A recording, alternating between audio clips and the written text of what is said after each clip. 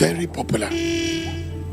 But you must walk within the timing of God, and you must live a life of consecration if you really want God to use you.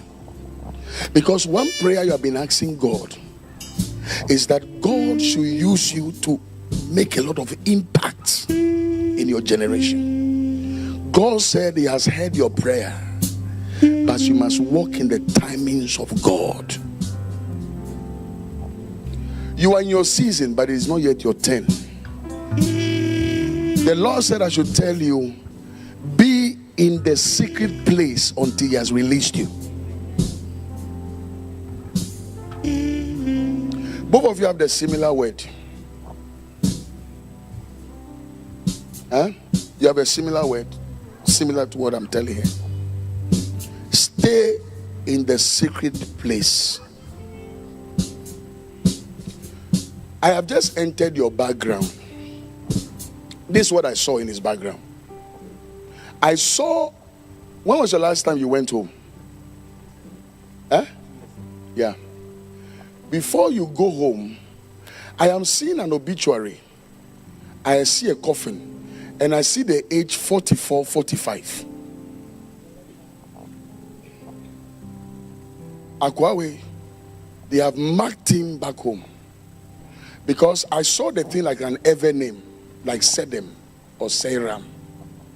And I saw it on the obituary. And I see his picture there. And the thing is coming from his background. His father's side. Are you building back home? They don't understand why, because I see a building coming up. Very beautiful one. They don't understand. They said that when did he... Because they've made it such a way. Are you married, sir? You are married. Where's your wife? She's back home. They made the thing such a way that it is either his life or the project. They will fight him, his wife, and make sure that the marriage doesn't work.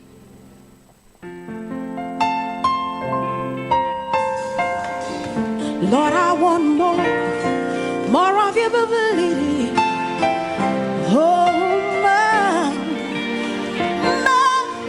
And there you have it, dear listeners. Another inspiring episode of Wind of Deliverance Global has come to an end. We hope you've been uplifted and encouraged by the powerful message delivered by Apostle Chirs Gaba. Remember, this divine journey continues on the second Sunday and last Sundays of every month, right here on Jafric Radio, Japan, from 6 p.m. to 6:30 p.m. Japan time. Mark your calendars, set your reminders, and join us for more moments of spiritual enlightenment.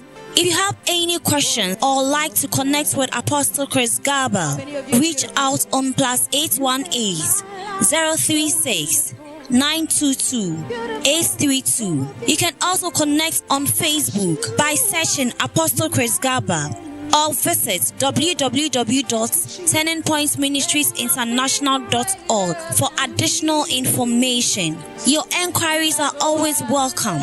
As we wrap up today's broadcast, let the wind of deliverance continue to guide you through the week. May you find strength, peace, and inspiration in the days to come. Thank you for being a part of our global community. Until next time, stay blessed, stay inspired, and may the wind of deliverance fill your sails. More I want to know you, Jesus, more of you.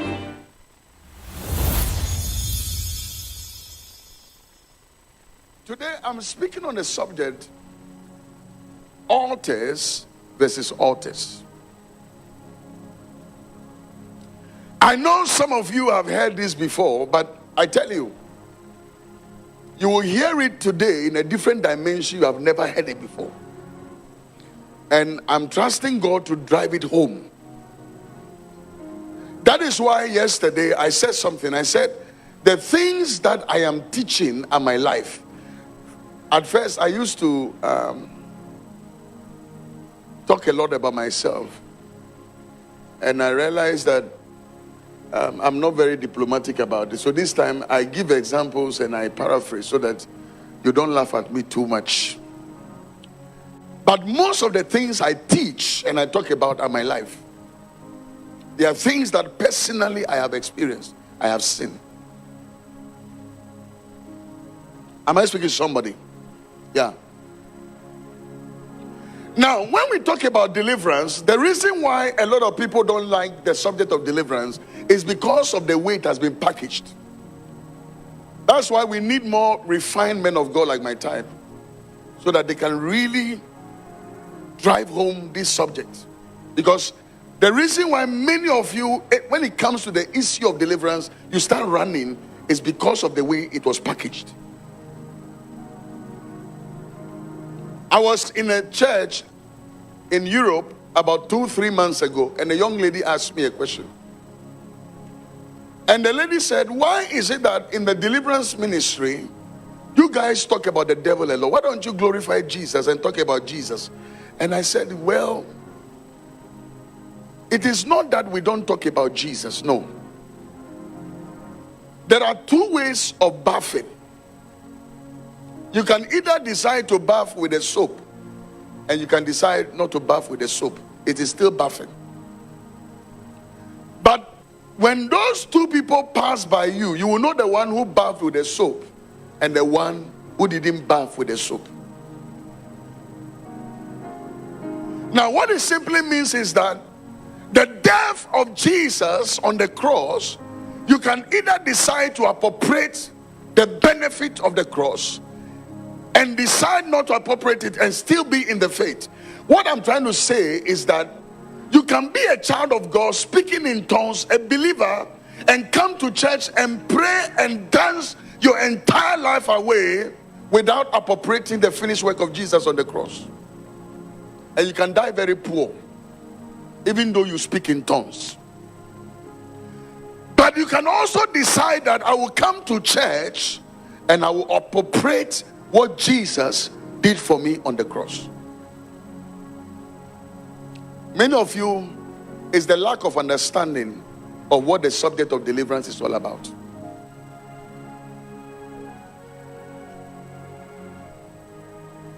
I am doing a PhD program with Hafushi Ministries. And most of you know Hafushi talks about new creation. I've read every book concerning new creation. So I was making a position on the subject of deliverance. And I was telling him that when it comes to the subject of deliverance, the reason why a lot of people feel that it's a subject that people must not touch, because it's like you are talking about Satan. No. You cannot confront what you are not aware of. And when it comes to the subject of deliverance, it is not about your title as a bishop, as an archbishop. Those things are irrelevant. Haven't you seen people who are men of God at the very zenith of their ministry have fallen? Haven't you seen people at the very zenith of their career have been reduced to nothing? Because they didn't have understanding. I was preaching in a church years ago. The pastor broke into tears. He said, if I had met you earlier. Because you see, in life, Satan only manipulates you in the area of ignorance. I tell people all the time, listen, one of the greatest tragedy of life is not death. One of the greatest tragedy of life is lack of knowledge and ignorance. One day I was going somewhere when I was living in Abu Dhabi. I was looking for a place to get some items for our church in Accra. And I drove to a point and I stopped and I met an Arab man. Where I drove, the GPS that was giving me indicated that I had arrived, but there was no sign or nothing to show that I had arrived at the right place. So I asked the man, please, I am looking for so place. And you see, that is the main problem, or that is the problem of many of you. You have encountered men of God and people who you thought should show you the way, but they couldn't show you the way because they cannot give what they don't have. I come from a family background that the things I teach about are my life. I have seen the other side. I have seen what is called real power. Real power. It's not the ones you see on television. People are faking it. I'm talking about real power. Yeah, real power. Where they will bury somebody and the person will vanish. And the next minute at the festival, you will see him hanging there, drinking cocoa. The one you just saw in front of you, buried, alive. So I don't teach theory. I don't come and tell you about something somebody said. I'm telling you my life. When I gave my life to Jesus, my father sat me down midnight around 2 a.m. Sat me down and said, "Are you serious about this thing you are talking about? Because you know where we are coming from." Because where we are coming from is two ways. You are either serious or you join the other side. So my dad knew about that. He sat me down and said, "This thing you have chosen, you better be serious about it. Because you know where we are coming from. If you really are serious, then be serious. But you can't serve halfway. Because where I come from, if you serve halfway, they'll kill you. You are either serious or you are a joker." And when I asked the man, I said, "Please, can you show me the way?" He said, "Al-Bibi, you know how they talk Arabs. You want to go this way? Okay, this place. Go straight. You see some curve, move left. Then from left, go right. From right, then you see sign. There, Al-Bibi, there. I followed him because to me, he had more knowledge than me. That is his country. That's where he comes from. You see, that's the problem of many of you. When you see men of God in clerical suits and you see people exhibit a certain gift and talent, you think they know it. They don't know it. They don't have the answer. I met a man of God years ago and I was teaching about this. He said, "Oh, I don't believe in this thing. This is not real. Oh, these things are not real." Until he got to the age of 45, still not married. The last time I met him, he said, "This thing you're talking about is real. Oh, I'm 45, I'm still not married." He went back to his village, went to ask the mother, "Mama, I'm a man of God. Things that are happening is not normal." And the mother began to tell him things. He said, "Why didn't you tell me all this while?" He said, "Well, you are the man of God. I thought you should know." Ladies and gentlemen, I drove round. Then I got to the same point. And when I got there, I asked another person. And the person said, "Where you are standing, Abibi, look at the sign. You are here. But you need to just pass like this." Then the Holy Ghost ministered to me and said, "You see, that is the mystery for many people. That's why many of you have become frustrated. When you hear of revival meetings like this, you don't want to go again because the people you thought should show you the way, they are not showing the way. So everything is becoming repetitive. You have been moving from one revival to another revival without solution. Because to you, the people are telling you have the answer. And you go there, there is no answer after years. And you are wondering when. And that's the mystery for many people. That's the mystery for many people. Today, I'm going to teach you about altars. Listen, I know many of you have encountered things that even as you are coming, you have deprogrammed your mind and say, "Listen, let me just come and make Pastor happy. Whatever this man, you should just close so that we go home.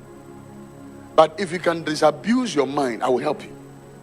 And by the time I leave here on Sunday and I finish with you, you will thank your pastor that I came to this church." I'm not joking. You will thank your pastor.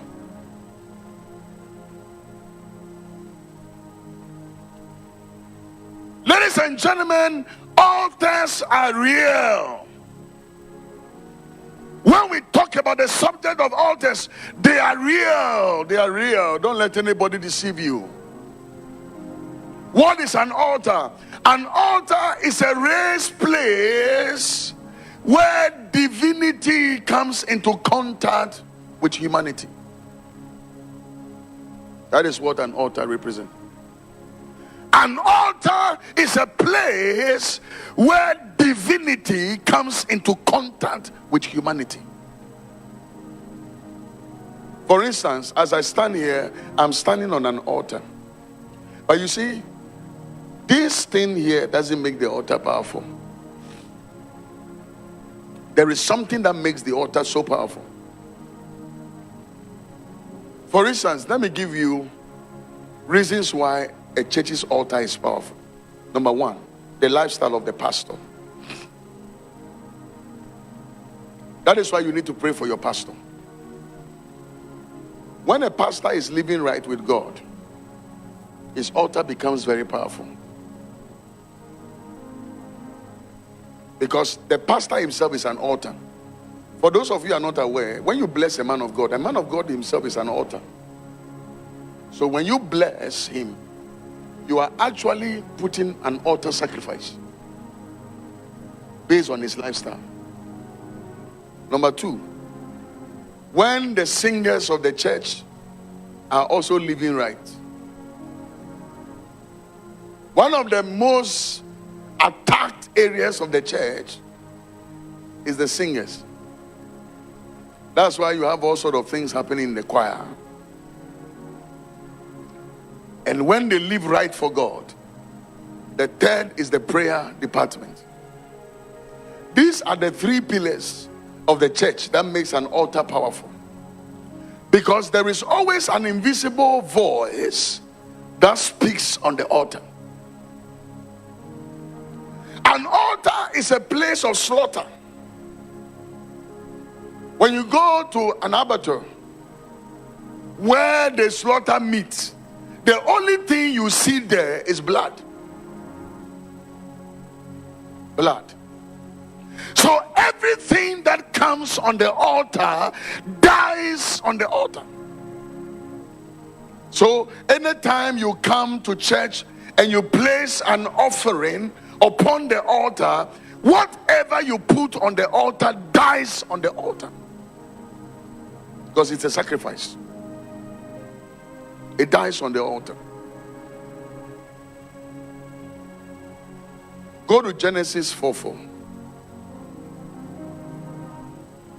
Go to Genesis 4 verse 4. Let me show you something. It talks about two brothers, Cain and Abel.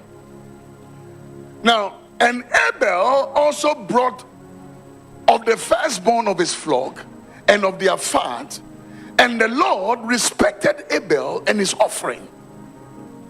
In the verse 5, go to verse 5. But he did not respect Cain and his offering, and Cain was very angry and his countenance fell. So the Lord said to Cain, why are you angry? And why has that countenance fell? Now go to the next one, 7, quickly. If you had done well, will it not be accepted? And if you do not do well, sin lieth at the door. Now, the long and short of the story is that eventually Cain went ahead to kill the brother Abel out of jealousy. I fear people who understand the principle of sacrifice. Do you know that most of the noises we make in the name of prayer, which is good, half of our prayers can be solved with a sacrifice? I fear people who know and understand what is called sacrifice. I fear them. A typical example was Hannah. The Bible said when Hannah prayed and prayed, nothing happened. The prophet was not moved until she negotiated with God and said, give me a son, I'll give you a prophet. A sacrifice was placed on the altar, and the Lord immediately spoke to the prophet and said, go tell her a year by this time. Ladies and gentlemen, fear people who understand the concept of sacrifice. When somebody has an issue against you, a case against you, sometimes he doesn't need to pray long prayers. All he needs is to bring his sacrifice and lay it at the altar and said, I bring this sister before you, God. And that is it. You are finished.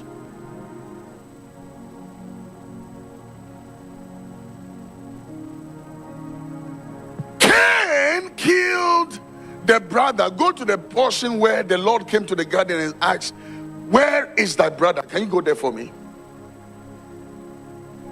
Cain killed the brother, Abel. And he thought that, I'm done with my brother. I've killed him. Nobody will know. Ladies and gentlemen, let me tell you something. Blood does not die. Blood. There is no price that blood cannot pay for. There is no price. There is nothing that blood cannot be used to exchange. I'm telling you today, when you go to my family house, when you go to a true shrine, what gives authenticity and voice to every altar is the amount of blood that is sacrificed on the altar.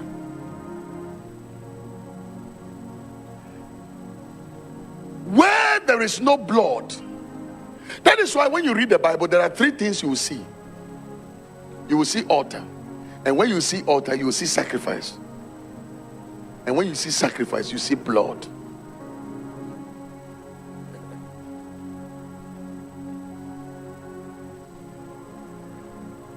And the Lord came in the cool of the day just to come and fellowship with Cain and Abel.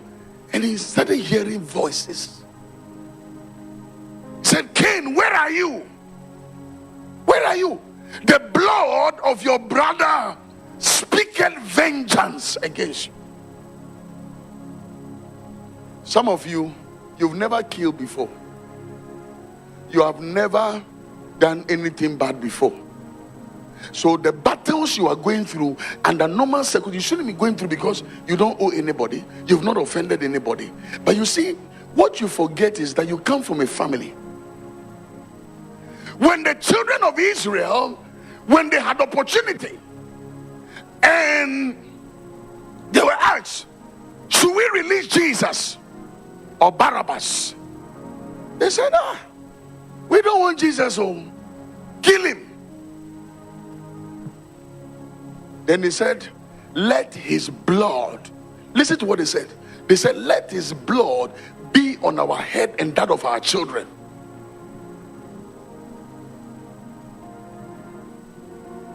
And so some of you are going through a battle, not because you negotiated for it, but because you come from a family background.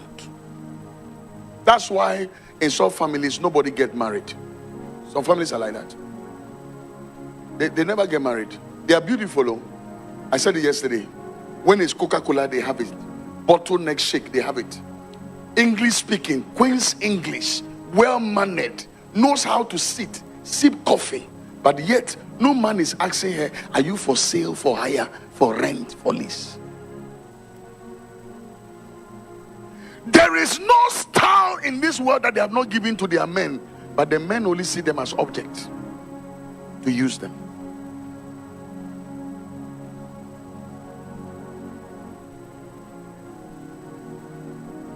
I have known families where strange things happen in the family.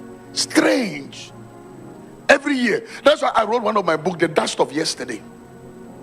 It was born out of a true story. I had to take the family through a family deliverance. And what was the story? There were 6 in the family. The firstborn dropped out of school just to be able to take care of the rest. And what was the firstborn doing? He was repairing motorcycle and bicycle. Dropped out of school so that his younger ones can go to school. The secondborn went to school, completed. The third one never went to school. The rest were ladies. 4 girls, 2 boys. And the mystery about their life is that the first one, so poor, has nothing to offer. Haven't you seen people that you have met? They are men, and the only thing that describes them as men is what is between their legs. That's the only thing that describes them as men. That's why yesterday I said, if they call you for a funeral and they give you date, it means that they are telling you have not arrived. And in this life, until you arrive, your generation will never salute you. Until you arrive, nobody knows you. That is why I told you yesterday that don't be deceived when they tell you that life begins at 40. Life does not begin at 40. You can be 20 and still be blessed. Life begins when a man understands the mystery behind his misery, and he understands how to break his cage. Because until you break your cage, you cannot receive your wage. The Bible said the whole earth wait for the manifestations of the sons of God. I met a gentleman in Dubai years ago, and the guy was a Nigerian. He said, I have 2 masters. He's driving taxi. And this guy is talking, and you could sense that this guy is loaded here. He has brain, but brain has nothing to offer. He has brain, he has gone to school, but nothing to offer. Nothing to offer. I've seen families where strange death. You get to the age of 40, people die mysterious death. How did they come to see me? They heard me on radio. For those of you who are not aware, you can tell your families. I'm on about 7 radio stations back in Ghana. Sweet melody every day from Monday to Friday, talking about the subject of deliverance. When I started talking about deliverance in Ghana, some of the pastors, they fought me. Until some of them started divorcing. Then they realized that the things I was talking about was real. Because you cannot confront what you don't know. You can't fight what you are not aware.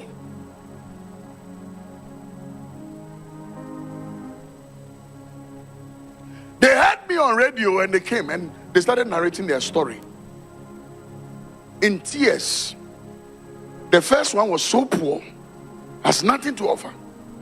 And the guy, when he sat in front of me and the guy was talking, you could see that this guy, if only he had a helper.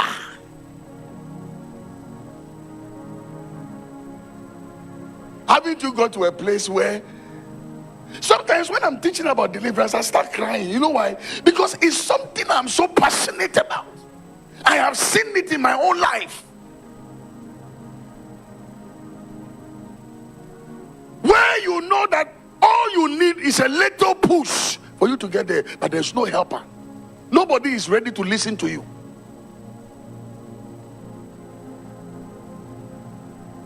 The guy, 45, 50, nothing. The younger one.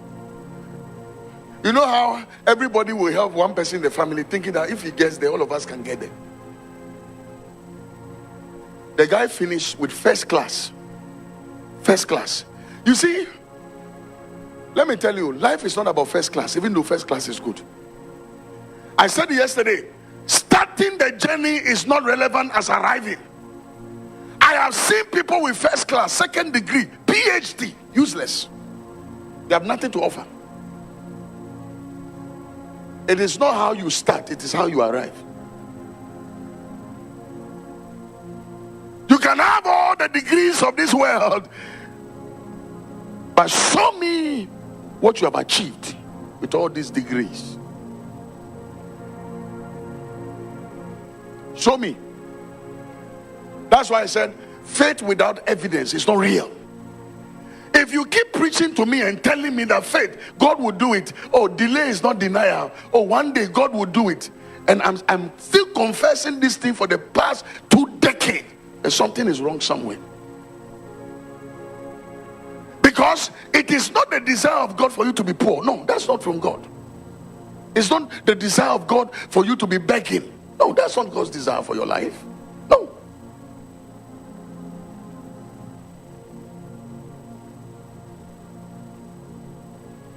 The second month finished with first class. Has applied to jobs, applied, and all the time. You know how when you apply for a job, they don't even want to look at your face. Because the thing is not you. Something is fighting you.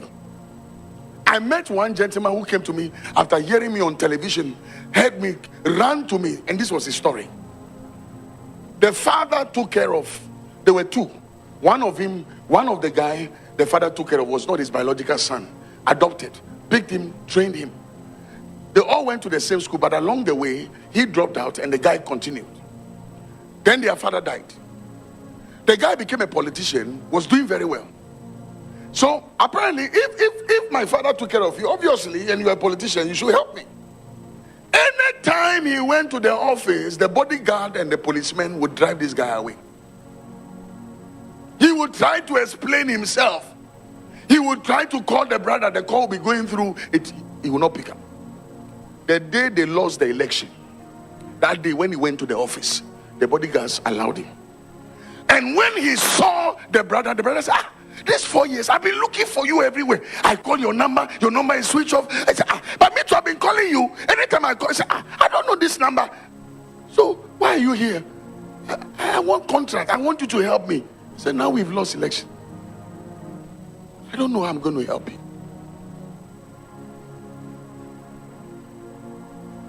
Something is following you. And until you discover it, you cannot recover. Because it is in the discovery that you recover. The guy looked for a job. They kept turning him down. Some of them, they don't even want to look at his face. They don't. And sometimes when he's going for the interview, strange things will happen. He will leave very early in the house and he will come and stand at the junction and there's no car. He will start trekking to the interview with the intention that, okay, if I can't find a car, then let me just trek. Whilst he's trekking, some motorcycle or some car will just be passing, splash dirty water on him. So he has no choice than to return back home. And that has been his pattern. The last job he got, finally he got a job at an oil company. They came back home, they celebrated. They said, at last, one of us. You see, many of you think that coming to America will make you arrive. No. I have met people in London, Europe, and other places. They say, Pastor, when we sat in the plane and we're coming, they say, America, here I come. London, here I come. Until we arrive and started and realized that we have not even started the journey yet. Because you see, the things I talk about, it is not how far you are. No. Until you deal with the source, where the problem is coming from. You can go to America, you can go to the moon. Whatever is following you in Africa will follow you here. That is how one guy struggled, went through Morocco, Libya, struggled and stowed and got to Europe. And he said, finally, I have gotten here. I can change the destiny of my family. One night, one of his friends said, can we go for window shopping? Let's go and watch around. The day they went for window shopping, armed robbers entered the place. The very day, for months, he wasn't going out because he wanted to make sure that the coast is clear and everything, so that he can do his documentation. And then the friend said, let's just go and see. No, I don't think police will stop you. Then when they entered the mall that day, thieves entered there. So the police raided the place. Now they were checking papers. And they realized the guy didn't have paper. They deported him. This one happened in Dubai under my own watch. It's not that they told me. The guy came to see me and said, I needed help. My visa and my card has expired. So that day on Sunday, I raised money. I raised almost about $2,000 and I gave it to him to go and do his papers. So he did his paper. He was in the process of doing it. And you see in Dubai, how they do their papers is that somebody will help you get a job. Then the job will now give you the paper. So he saw somebody who said he was going to help him do security guard. So he sent about 1,500 to the person. And the person absconded with the money. So On his own, no, nobody advised him. On his own, he picked phone, called police, and said, police, and this so person has absconded with my money. This guy is a Nigerian. Maybe he's even watching me. The police said, oh, no worry. Come to the police station. Let's see how we can solve this problem. When he got to the police, they arrested him, bundled him into a prison, and later deported him. This guy got a job, and the family was excited. They jubilated, celebrated. They said, one of us has succeeded. You know the mystery about life. When they are doing funeral, when some of you, your cousins and your nieces are in Ghana, they are celebrating. My aunties are in abroad. They should come and see. Some of you, they are celebrating you back home. My sister is in abroad. They think, for them there, they think you have arrived though. That's why when they are doing their obituary, they put your name there as elder of ceremony.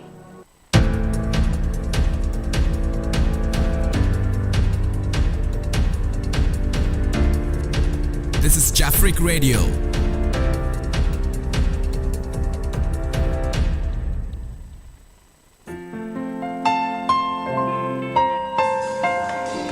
Lord, I want more of your ability. Oh, And there you have it, dear listeners. Another inspiring episode of Win of Deliverance Global has come to an end. We hope you've been uplifted and encouraged by the powerful message delivered by Apostle Chirs Gaba.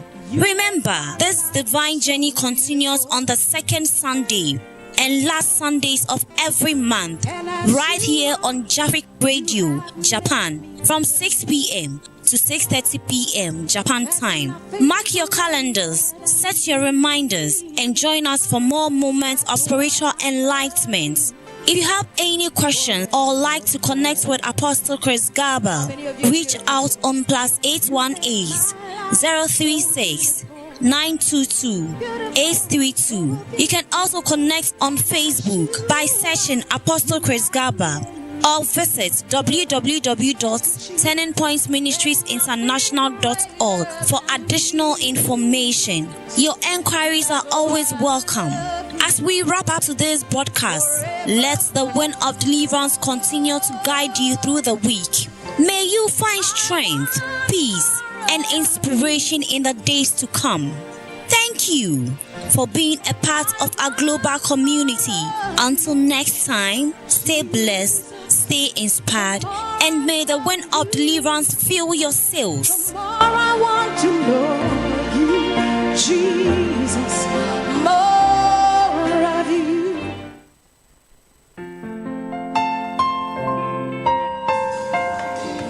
Lord, I want more of your ability.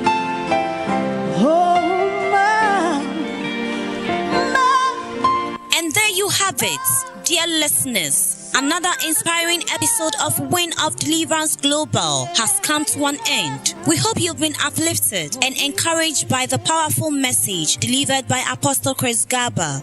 Remember, this divine journey continues on the second Sunday and last Sundays of every month, right here on Jafric Radio, Japan, from 6 p.m. to 6:30 p.m. Japan time. Mark your calendars, set your reminders, and join us for more moments of spiritual enlightenment. If you have any questions or like to connect with Apostle Chirs Gaba, reach out on +818 036 922 832. You can also connect.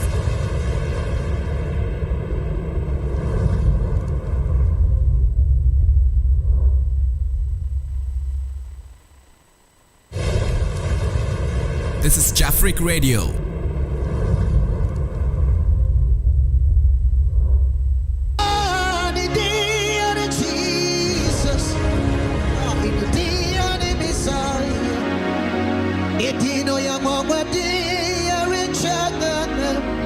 This is Jafric Radio.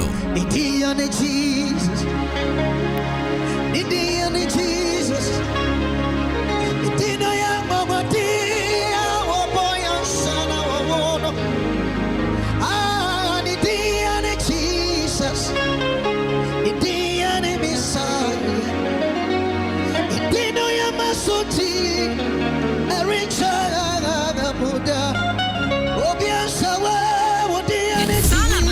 Freak Radio. Before your throne. The